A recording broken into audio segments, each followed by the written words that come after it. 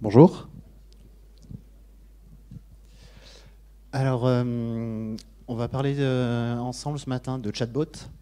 Donc juste avant, je me présente, je m'appelle Laurent Guiton, je suis front-end manager à l'agence lyonnaise C2IS. Donc voilà. Juste en préambule, petite citation que j'aime bien, juste pour remettre un petit peu dans le contexte. On va parler mobile essentiellement. Et 90% de notre temps passé sur mobile est consacré aujourd'hui aux emails et aux messageries instantanées. Et les chatbots vont vraiment s'inscrire dans cet environnement-là.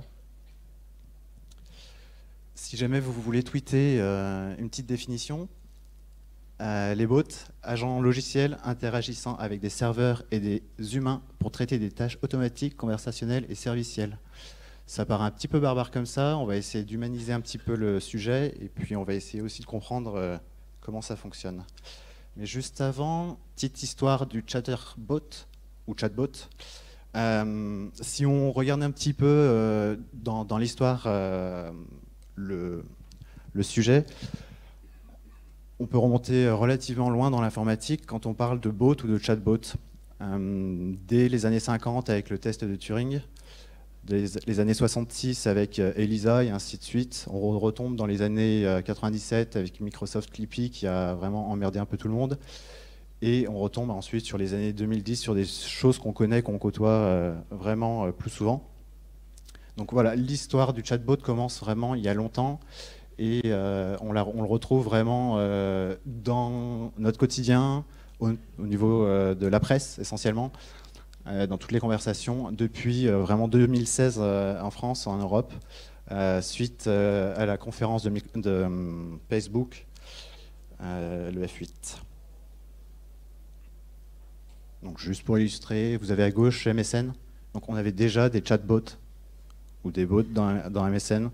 On avait également les petits bots qui s'inscrivaient dans les produits Microsoft, comme Windows ou comme Microsoft Office. Dans les années 2000, on s'est retrouvé aussi avec les assistantes virtuelles, qu'on a sûrement tous croisées, comme Léa sur le site de voyage SNCF.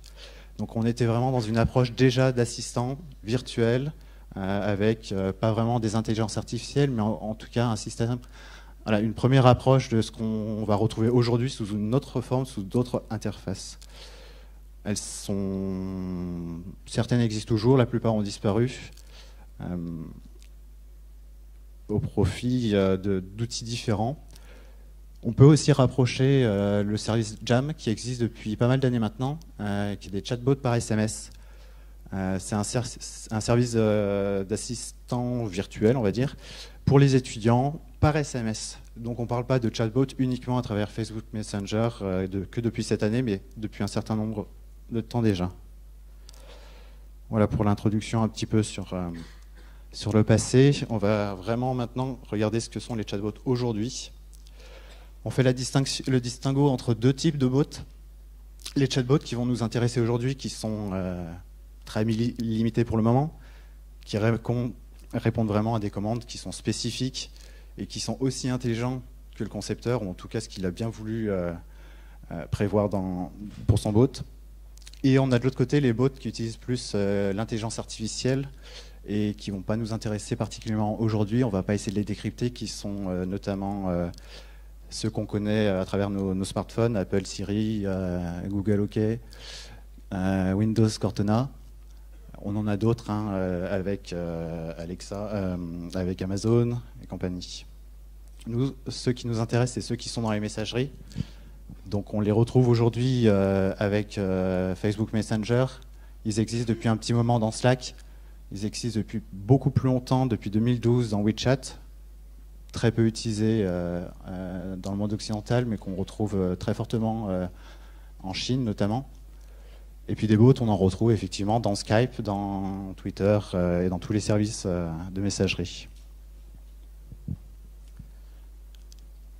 Le sujet important en fait du chatbot, c'est parlez-vous l'humain. Effectivement, le chatbot, c'est un service conversationnel. Donc l'utilisateur, il va envoyer sa demande, elle peut être textuelle, elle peut être vocale. très souvent textuelles comme on va le voir dans les chatbots. Ça va passer par un interpréteur sémantique. L'objectif, en fait, c'est d'interpréter la demande utilisateur en langage naturel. Donc ça, c'est quelque chose qu'on va revoir juste après, mais qui est primordial dans la conception d'un bot. Et ensuite, le bot va renvoyer la réponse à l'utilisateur.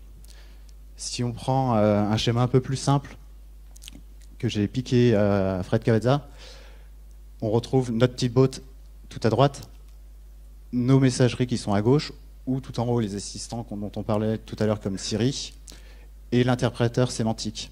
Ce qui est intéressant ici dans ce schéma, c'est qu'on voit que le bot va parler à l'utilisateur et le comprendre à travers une analyse qui se fait côté serveur, et la réponse peut être envoyée sur une interface, n'importe laquelle. Donc on n'est pas limité uniquement dans la conception d'un chatbot à une plateforme. On ne va pas dire je fais un chatbot pour Facebook Messenger, même si Facebook Messenger, en tout cas Facebook, vont vous pousser à faire du Facebook Messenger. Petite introduction à l'analyse automatique du langage naturel, le LNP en anglais. L'objectif d'un chatbot, c'est de vous comprendre, en tout cas de comprendre les intentions de votre utilisateur. Déjà, premièrement, il faut que, si votre chatbot est international, il faut qu'il comprenne dans quelle langue vous allez lui parler. Puis vient ensuite l'intention. En général, la demande de l'utilisateur, elle va être: est-ce que j'ai besoin de quelque chose, j'ai besoin d'un service, merci de me répondre à cette question. Tout le travail de l'interpréteur va être d'identifier cette intention au niveau des entités. On va découper la phrase, et à partir de là, l'objectif, c'est d'apporter une réponse qui soit concrète et qui soit la plus proche possible des attentes de l'utilisateur. Si on prend un exemple tout bête, qui est celui de la météo, quel fait-il à Paris ce matin? On aurait pu prendre Lyon, hein. Mais c'est un exemple.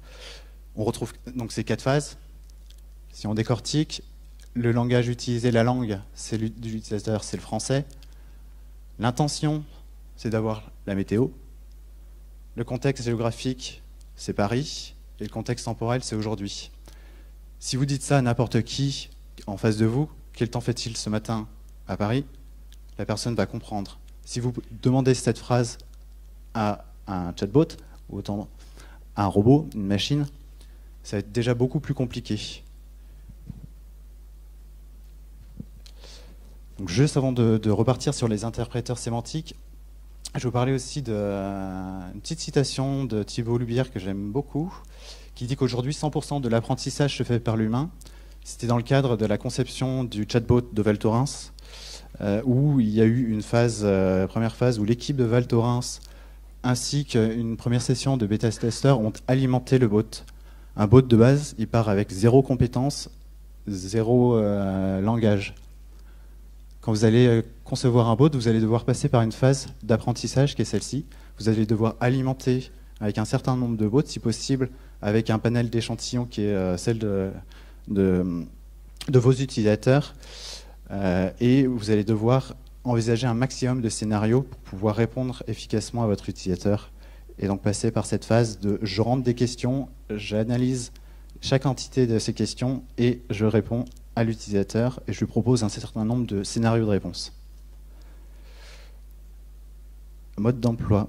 Aujourd'hui, il y a un certain nombre d'API qui existent, le plus souvent poussés par Facebook ou Microsoft, Google, qu'on va retrouver notamment, qui vont vous permettre d'utiliser une interface qui va vous permettre de gérer vos bots.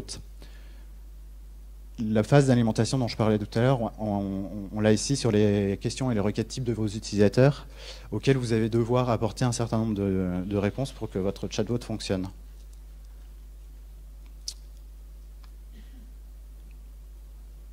Ces API, elles ont différentes possibilités. Pardon. Merci. Un chatbot, enfin un bot.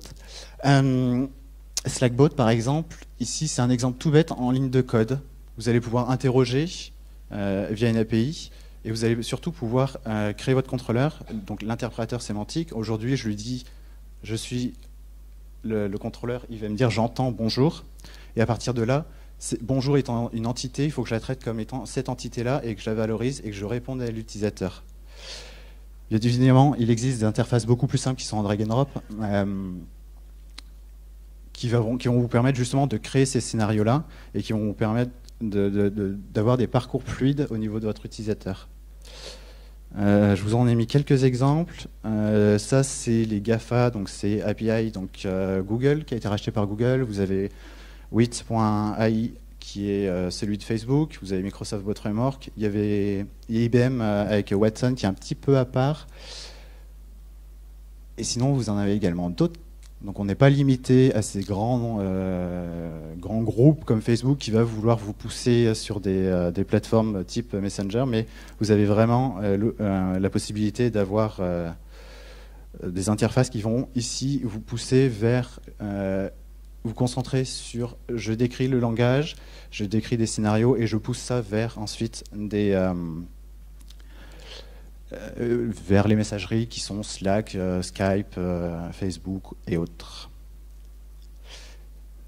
Il me reste pas longtemps, donc je vais continuer sur les usages et opportunités. Je ne veux pas décrire ici tous les usages possibles des bots, parce qu'un usage est fait pour être perverti et augmenté. Voilà, de base, aujourd'hui, les bots permettent de contacter un service client, de réserver un voyage, de payer des factures d'électricité, de commander des fleurs. Ça, c'était l'exemple de Facebook avec 1800 fleurs, de faire des rencontres. Tous les usages qui vont se créer avec les bots seront guidés par les utilisateurs donc, et par vous si vous vous lancez dans l'aventure des bots. Il existe aussi des opportunités pour vous qui sont celles-ci. Quand vous allez monter un bot, vous allez aussi toucher des cibles et vous installer sur des plateformes qui sont très utilisées. Facebook, c'est 900 millions d'utilisateurs. Donc potentiellement, c'est un certain nombre de millions d'utilisateurs en France que vous allez pouvoir contacter et que vous allez pouvoir contacter notamment par leur prénom et leur nom. Et par, à un moment donné, en rentrant dans le cycle, toucher à des informations, à des datas, si l'utilisateur accepte. Il y a d'autres conférences sur les datas qu'il faudrait voir. Si l'utilisateur accepte de partager avec vous, voilà, vous allez pouvoir enrichir aussi vos CRM. Le dernier point qui est assez intéressant, c'est la disponibilité du chatbot qui est 24/24, contrairement à un service après-vente qui peut être ouvert de 8h à 19h.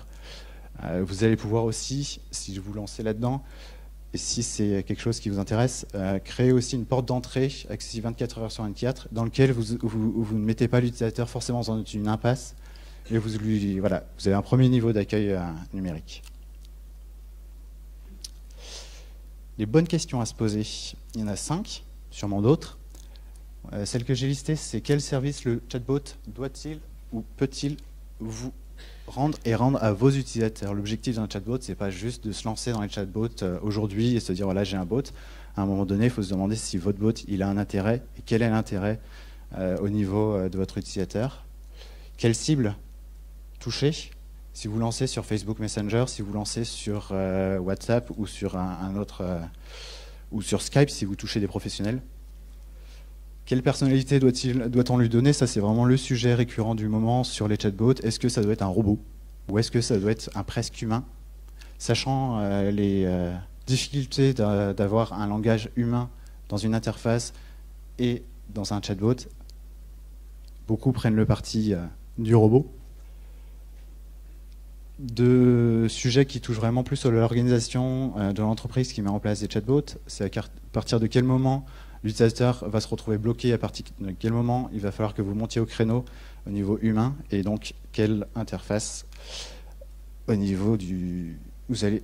Enfin, bref, tout ça pour dire que tout n'est pas que chatbot. Donc aujourd'hui, vous allez peut-être vous lancer dans l'aventure des chatbots, mais sachez par exemple que Voyage SNCF n'utilisent l'interface de Facebook Messenger au niveau de leur bot que pour les confirmations de commandes.